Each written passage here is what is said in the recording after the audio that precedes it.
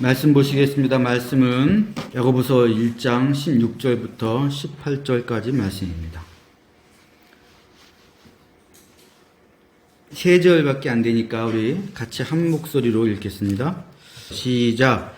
내 사랑하는 형제들아, 속지 말라. 온갖 좋은 은사와 온전한 선물이 다 위로부터 빛들의 아버지께로부터 내려오나니 그는 변함도 없으시고 회전하는 그림자도 없으시느니라.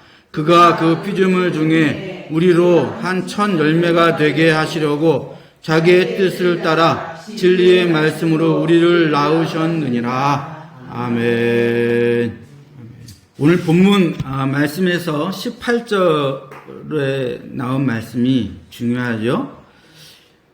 하나님께서 우리를 택하셨는데 이 세상에 하나님의 뜻과 하나님의 목적을 드러내기 위해서 먼저 택해서 첫 열매로 난 사람들이니까 그래서 세상을 좀 살펴보려고 합니다. 여러분, 우리나라가 예전보다 좀 좋은 나라가 됐나요? 아니면 그렇지 않은가요? 여러분도 어렸을 때 한번 생각해 보세요. 저는 제가 사춘기를 겪지 않았습니다. 그래서 그 사춘기를 겪었던 우리 애들하고 또 막 이렇게 반항하는 청소년들 볼 때 잘 이해하지 못했어요. 그래서 제가 지난주에 아주 유명한 작가가 라디오 프로그램에 나와서 라디오 진행자하고 이렇게 얘기를 하는데 라디오 진행자가 물어봐요. 작가님께서는 사춘기 때 어떻게 지내셨어요? 이렇게 물어보니까 그분이 나는 사춘기를 겪지 않았습니다. 제가 그 말을 듣고 귀가 번쩍 뜨였어요. 나도 그랬거든요. 근데 이분이 뭐라고 말씀하시나 했더니 자기 때는 사춘기를 겪을 수 없었던 때라는 거예요. 사춘기라는 것도 어디 비빌 때가 있어야 애들이 사춘기도 드러내고 그러는 거지. 당시에는 그 미성년자들, 청소년들을 인간으로 보지 않았거든요. 그래서 그때 반항기를 드러내고 사춘기 증상을 드러내면 사람들이 다 애가 좀 삐뚤어졌다 이렇게 본 겁니다. 그래서 학교에서도 터지고 집에서도 터지고 그랬어요. 제가 그 소리를 듣고 무릎을 탁 섰습니다. 제가 왜 사춘기 겪지 않았냐면 저는 중학교 때부터 군대까지 선생님들한테 윗사람들한테 늘 터지고 지내서 제가 중학교 때부터 군대까지 저의 목표는 뭐였냐면 어떻게 맞지 않는가. 그게 목표였어요. 그러니 무슨 수로 사춘기를 겪습니까? 사춘기는요, 인권이 보장되는 사회에서만 인정되는 겁니다. 그러니까 지금 우리나라 사회는 어떤 사회입니까?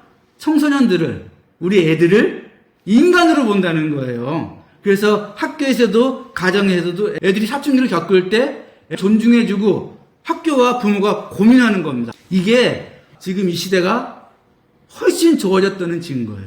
그 증거를 또 하나 제가 말씀드릴게요. 여러분, 오늘이 무슨 날인지 아세요? 5.18이에요. 네, 오늘 5.18입니다. 5.18 민주화 운동이 일어난 지 45년이 지났어요. 그때가 제가 중학교 3학년 때였습니다. 광주 시민이 수백 명이 죽고 통계에 나온 것만 다친 사람이 3,000명이 넘어요. 근데 그 5.18 광주 민주화 운동이 어떻게 일어나는지 아세요? 제가 살짝 설명해 드릴게요. 80년도 5월 17일 날 자정에 전두환이가 계엄을 선포했어요. 근데 왜 계엄을 선포했느냐? 그 전에 79년 12월 12일 날 군사 반란을 일으켜서 정권을 잡았지 않습니까? 이게 영화로 나왔죠. 넷플릭스에 있습니다. 서울의 봄이라고. 근데 그때부터 6개월 내내 전국에서 경상도, 전라도 할 거 없이 서울은 말할 것도 없고 전국에서 6개월 내내 시위가 일어났어요. 우리나라 민족이 그런 민족이에요. 그런 걸 못 보거든. 그래서 전두환이 한 번에 썰어버리려고 5월 17일 날 자정에 계엄을 선포했는데 그 소식을 들은 광주 시민이 일어난 거예요. 그날 아침부터 거부한 겁니다. 다른 데도 다 거부했어요. 학교도 다 난리가 아니었고. 근데 시범 케이스로 광주를 찍은 겁니다. 군대가 광주에 동원됐어요. 그래서 수백 명이 죽고 3,000명이 다쳤는데 우리가 지난 12월 3일 날 계엄이 일어났을 때 왜 사람들이 이렇게 무서워했는지 아십니까? 그걸 기억하니까 무서워하는 거예요. 또 수백 명이 죽을 게 분명하니까. 그러면 어떤 분들은 에이 우리나라가 지금 45년이 지났는데 지금 계엄이 일어났다고 사람이 죽고 그러나 그럴 때는 아니지. 근데 왜 사람이 죽는지 제가 말씀드릴게요. 여러분 계엄을 찬성하는 사람들이 전두환 때나 지금이나 많이 있습니다. 근데 계엄을 반대하는 사람이 더 많습니다. 그게 문제예요. 이 계엄을 반대하는 사람들은 그냥 반대하지 않고 목숨을 걸거든요. 그래서 사람이 죽는 겁니다. 그러니 이번에도 12월 3일날 계엄이 일어났을 때 찬성하는 사람이 아무리 많아도 반대하는 사람들은 분명히 있고 그 사람들은 목숨을 거니까 사람이 죽어나가는 거예요.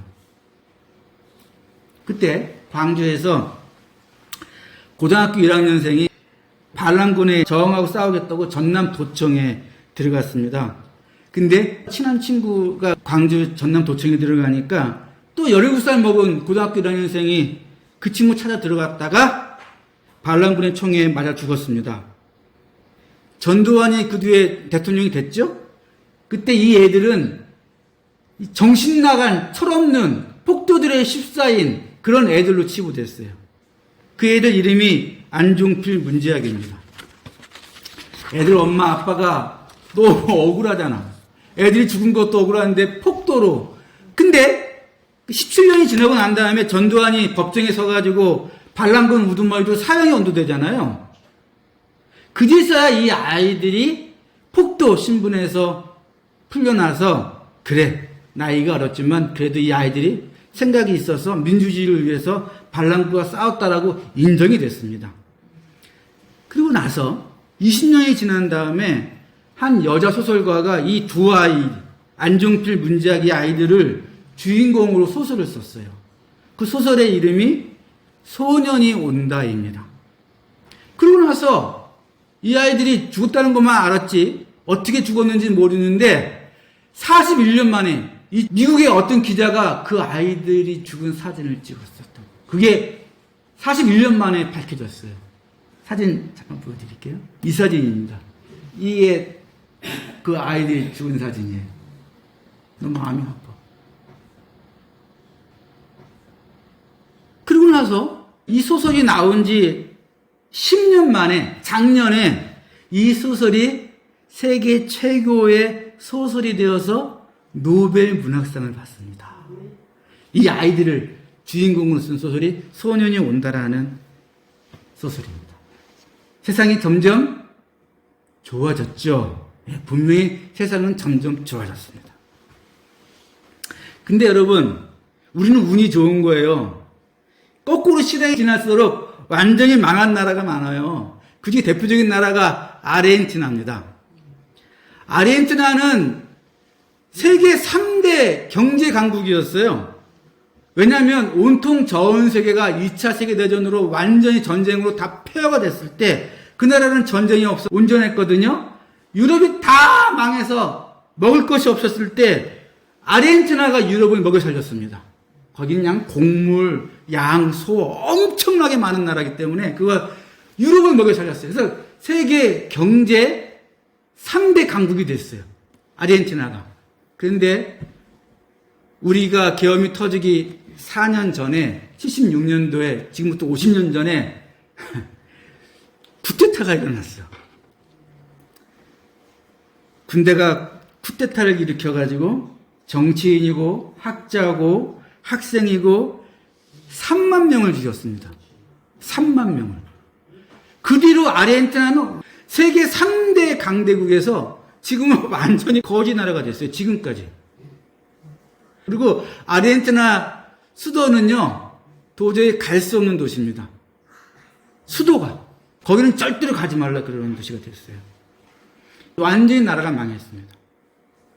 여러분, 우리나라 계엄이 성공했으면 많은 사람이 무조건 죽었어요. 반대하는 사람은 죽게 마련이야. 목숨을 거니까. 올해가 IMF 이후로 30년 만에 처음으로 마이너스 성장을 한 때입니다. 올해가. 계엄이 실패했는데도 불구하고. 그러니 계엄이 성공하고 사람이 죽어나갔으면 망한 거예요, 완전히. 끝장났습니다. 근데 여러분, 앞으로는 어떻게 될까요, 우리나라가? 몰라요. 자, 세상은 장담할 수 없습니다. 작년에 기억나세요? 김정희 수사님이 나 전쟁 날 것 같아서 쌀하고 물하고 쟁여놨어. 왜 그때 막 웃었잖아요. 근데 계엄이 선포가 나고 난 다음에 실제로 전쟁이 터질 뻔했어요. 왜? 북한을 계속 도발해서 이런 식으로 계엄 터지는 거는 좀 위험하니까 북한이 어떻게 좀 도발을 하면 계엄이 쉽잖아. 진짜 그때 터질 뻔한 거였습니다. 쌀하고 물 좀 남아 있어요? 라면하고? 다 드셨어요? 그때 막 우리 웃었잖아. 그런 게 어딨냐고. 근데 여러분, 세상이 그렇죠. 세상은 어떻게 될지 몰라요. 우리는 지금 운 좋게 그나마 스무스하게 넘어가고 있는 거예요. 한 개인은 어떻습니까? 이제는 한 개인에 대한 이야기를 좀 해볼게요. 20대 후반부터 30대 초반까지 엄청난 인기를 끌었는데 이 사람 이름을 딴 KBS의 음악 프로그램이 있었어요. 8년 동안 그걸 진행했습니다. 그 당시에. 근데 지금으로부터 21년 전 갑자기 이런 노래를 발표합니다. 좀만 들어볼게요.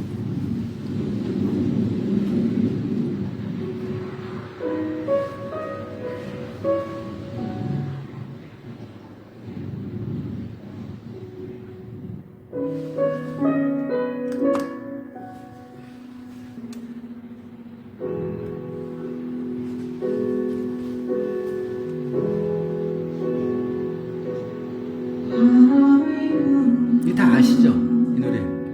이 노래를 제가 좀 볼 텐데, 이 노래는 지금까지 나온 가요 중에서 세 곡을 뽑으라 그러면 그 중에 무조건 들어가는 가장 잘 쓴 가사래요. 근데 이거를 이 가수가 썼어, 이소라가 직접. 그래서 사람들이 깜짝 놀라는 거예요. 너무 시적이고 너무 철학적이라서. 그런데 제가 잠깐 볼게요, 이 가사를. 세상은 어제와 같고 시간은 흐르고 있고 나만 혼자 이렇게 달라져 있다. 바람에 흩어져 버린 허무한 내 소원들은 애타게 사라져간다. 나만 달라져 있고 내가 뭘 바라든 다 사라져간대요. 머리를 자르고 돌아오는 길에 내내 글썽이 든 눈물을 쏟는다. 왜 눈물을 쏟느냐? 그 다음에 나오죠. 세상은 어제와 같고 시간은 흐르고 있고 나만 혼자 이렇게 달라져 있다. 내게는 천문 같았던 추억이 담겨져 있는 이 머리를 내가 잘랐어. 근데 나만 변한 거야. 그 다음 가사가 또 이렇죠. 내게는 소중했던 잠 못 이루던 날들이 너에겐 지금과 다르지 않았다. 이게 무슨 말이냐면 이런 뜻이에요. 나는 사랑에 실패해서 고독하고 외로운 그곳에 있는데 내가 사랑했던 사람은 나와 같은 마음이 아닌 거야. 그 사람은 어제나 오늘이나 똑같이 평화로워. 어떻게 그럴 수가 있지? 나는 지금 내 추억이 담긴 머리를 자르고 이 거리를 이렇게 눈물을 쏟고 걷고 있는데 시간은 아무것도 변한 게 없어. 세상은 아무것도 변한 게 없어. 사랑했던 그 사람도 아무것도 변한 거 없고 나만 변했어. 이 가사가 말하는 건 세 가지예요. 인간은 누구나 혼자다. 두 번째, 인간은 본질적으로 고독할 수밖에 없다. 본질적으로. 그래서 사랑하는 사람들조차도 완전한 소통은 불가능하다. 그걸 받아들이라는 거예요. 여러분, 이거 받아들이면 망합니다. 고독하고 외롭고 서로 소통할 수 없이 결국엔 혼자인 인간이 그게 사실이구나, 그게 전부구나라고 받아들이면 다시 뭔가를 시작할 수가 없어요. 세상이 무너지는 겁니다. 이 노래는 슬프고 가사가 너무 아름답지만 사람을 위로하는 곡이 아니라 사람을 무너지게 하는 곡입니다. 세상이 무너지는 거예요. 나는 너무 고독하고 외로운데 그게 원래 그런 거래. 그게 인생이고 사랑하는 사람조차도 아무도 나를 이해할 수 없고 나는 이렇게 아픈데 사랑하는 사람은 내 마음을 전혀 이해하지 못해. 세상이 원래 그래. 그러면 여러분, 세상이 무너지는 거예요. 이분이 이 곡 발표하고 난 다음에 한참 왕성하게 음악 프로그램 그걸 8년 동안 KBS에서 진행하던 사람이 갑자기 이 곡을 딱 발표하고 21년 동안 아무것도 못합니다. 왜? 철학적이다, 뭐 너무 아름다운 시다. 그렇죠. 제가 보기에도 아름답고 철학적이고 그런데 뜻은 뭐다? 세상은 원래 혼자인 거야. 세상은 원래 고독한 거야. 외롭고 슬픈 거야. 그걸 받아들여. 사랑하는 사람조차도 나를 이해하지 못해. 그게 인생인 거야. 그렇게 받아들이고 살아. 이러면 망가진다고요. 무너지고 없어져 버립니다. 세상에. 아휴, 난 이 사람 너무 아까워. 이들은 진짜로 21년 동안 아무것도 활동을 못해요. 활동을 하긴 했는데 열 몇 곡밖에 발표도 못하고 인기도 얻지 못하고 이상하다는 소리 듣고 게임에 빠져있고 혼자서. 저는 이 사람 비판하는 게 아니에요. 제가 뭘 말하는지 아시겠죠? 저는 사람들이 하나님을 부정하면서 이런 생각에 빠져있으면 어떻게 살아갈지 모르겠어요. 난 그게 끔찍해서 어떻게 상상이 안 돼. 여러분, 다윗은 세상이 나를 다 버리는 것 같고 부모조차 나를 버려도 나는 끝까지 하나님을 붙잡겠다라고 이렇게 얘기합니다. 제가 읽어드릴게요. 여호와는 나의 빛이요 나의 구원이시니 내가 누구를 두려워하리요. 여호와는 내 생명의 능력이시니 내가 누구를 무서워하리요. 악인들이 내 살을 먹으려고 내게로 왔으나 군대가 나를 대적하여 진칠지라도 내 마음이 두렵지 아니하며 나는 여전히 태연하리로다. 여호와께서 환난 날에 나를 그의 성소에서 지키시고 은밀한 곳에 나를 숨기시며 높은 바위에 두시리로다. 내 부모는 나를 버렸으나 여호와는 나를 영접하시리로다. 그리고서 이렇게 얘기합니다. 너는 여호와를 기다릴지어다. 강하고 담대하며 여호와를 기다릴지어다. 여러분, 그래야 살지요.